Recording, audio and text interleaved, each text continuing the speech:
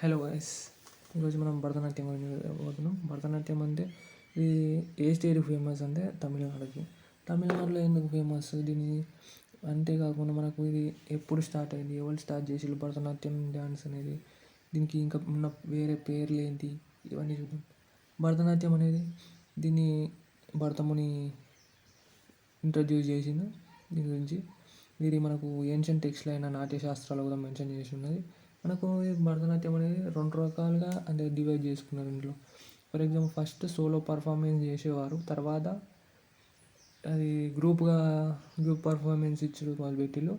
First టైంగా గ్రూప్గా కలెక్టివ్గా ఎక్కడ start చేసిళ్ళు అంటే తమిళనాడులో. ఇంకా దీనికి భరతనాట్యంని మదర్ ఆఫ్ ఆల్ స్టైల్స్ అని అనుకుందామంటారు ఇది క్లాసికల్ డ్యాన్స్లలో. ఇది ఇంకేం భరతనాట్యంని ఓల్డెస్ట్ ఫార్మ్ ఆఫ్ డ్యాన్స్ అని అంటారు.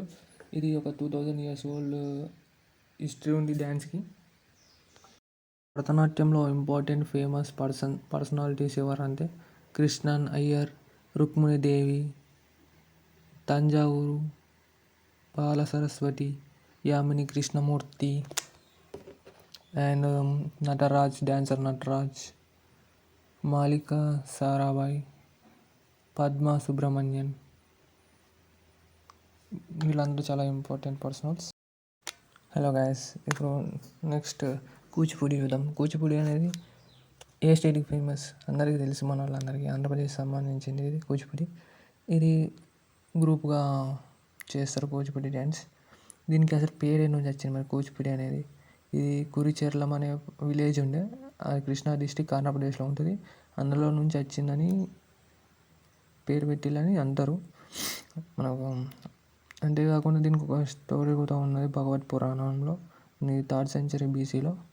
అండ్ ఇంకా 17th centuryలో Vaishnava poet Siddhartha Yogi origination of బ్రహ్మకల్పం. ఇక కూచిపూడి డ్యాన్స్ అనేది ఓన్లీ ఎవరు పర్ఫామ్ చేస్తారంటే ఒక బ్రాహ్మణ్ కమ్యూనిటీ వాళ్ళే పర్ఫామ్ చేసేటోళ్ళు. అందులో బ్రాహ్మణ్ ఫ్యామిలీలలో భాగవతులు ఆఫ్ కూచిపూడి, ఓకే, భగవతులు అనేవాళ్ళు. కూచిపూడి అనేది